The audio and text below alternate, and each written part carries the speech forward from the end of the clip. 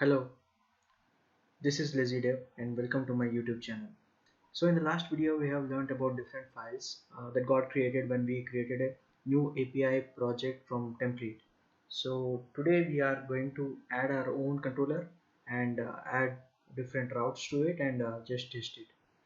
So as mentioned in the last video, we can delete weather forecast controller file and weather forecast.cs file. So let me go ahead and delete both of these files.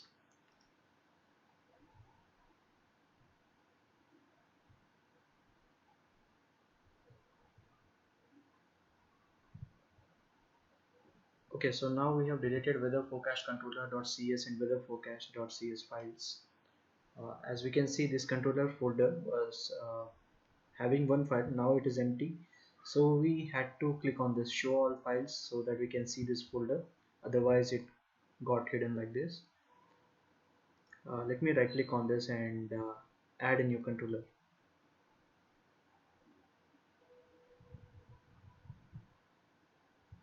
So I would choose API empty controller because I want to add all the read and write actions manually by myself. So let me add this. Again, it has offered me a set of different options to choose, and I'll be going with API controller empty. The default name is given as values controller. I would like to change it to to controller.cs. Add.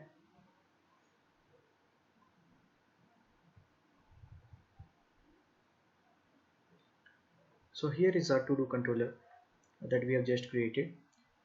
So let's understand what these attributes are. The first one is route attribute. So if you have watched my first video, in the very first video I explained that each route is like an identifier. So if you are in a hospital, then let's say ENT department is one route. So the hospital itself also acts as a route. So there may be multiple hospitals out of which you want to go to, let's say, hospital A. So hospital A acts as a route for this API. So first you need to understand which API you need to hit, and inside that API you might have different endpoints. So inside that hospital you might have different uh, departments. So likewise, inside each API you might have different endpoints and you have a collection of APIs. So this route attribute distinguishes each API controller, and here inside this square brackets you can see this controller. It is just an alias. So if you do not mention any route here, if you wish not to edit this, in that case it will act as API slash to do controller. So route for your API would be API slash to do. And in the line number 12 we can see this controller base. So by default our controller class is inherited from controller base. Controller base provides many properties and methods that are useful for handling HTTP requests. So for example, few of the methods that are useful from controller base are like not found method, bad request method. So these are the action results that we can return from our API endpoint. For now we are not focusing on action results, but in future we will be implementing those. So without any further delay, let's write our first API endpoint.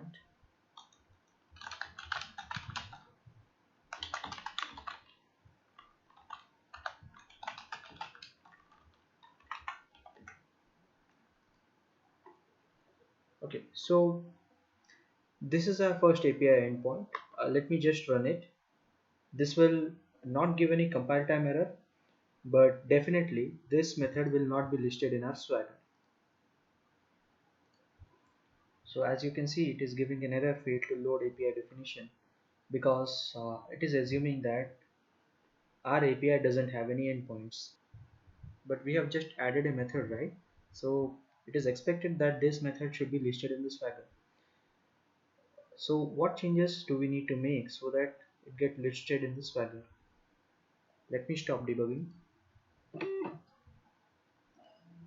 So the problem here is we do have an API controller, but inside an API controller we do not have any HTTP methods. This is just a simple method to make API interpret this as an HTTP method. We need to add HTTP get attribute. So when we add this attribute on this method, so now this becomes an API endpoint. Let me rerun the application. Now you see the error is gone and our get endpoint is now listed in the Swagger. And as mentioned, the route will be API/todo. The controller word is omitted by default. Let me try this out and execute. Yeah, here it gives our response as 1.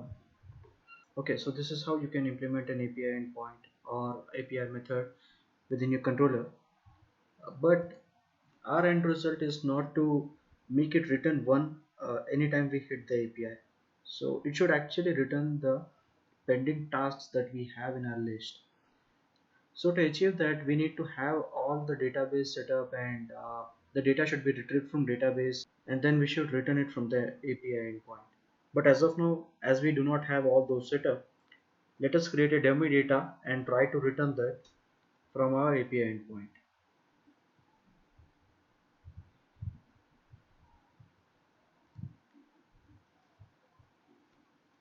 So I'm now creating a folder to place all the DTOs, the data transfer objects that we will be using. You can name it according to your own convention. So I prefer naming it as DTOs.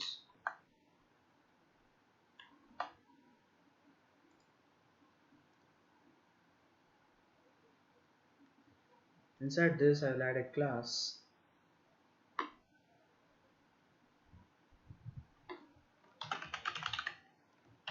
pending tasks DTO.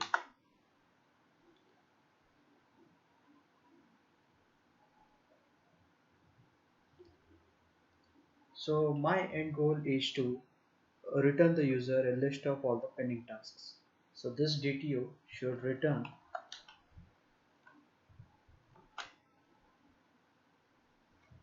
so this DTO should return a list of pending tasks. So I would say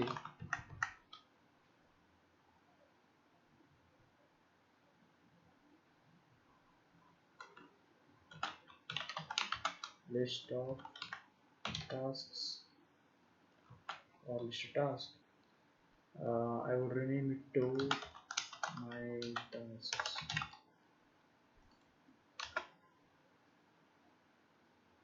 As you can see, this is saying that my task could not be found. So we need to create another class named as my task.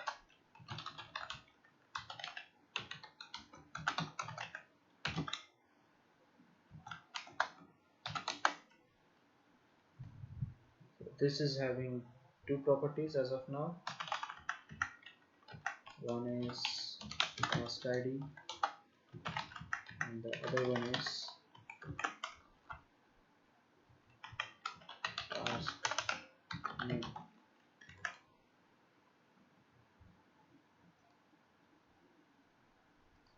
So let me now update this integer to pending task DTO. So our endpoint would now return an object of pending task DTO. So this will definitely give an error on 1 because 1 is a type of integer and it is expecting the type of pending tasks DTO. Let me remove this line and let me just create an object.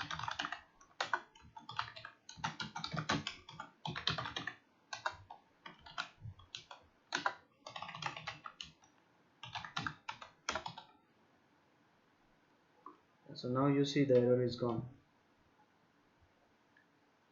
But as of now, OBJ doesn't hold any data.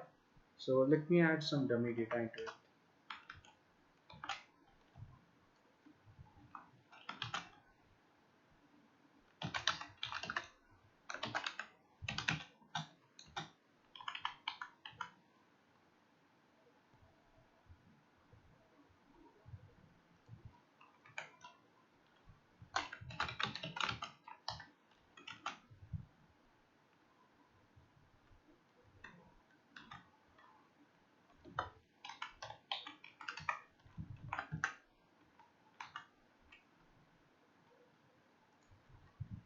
So this is how you can add some dummy data into the list.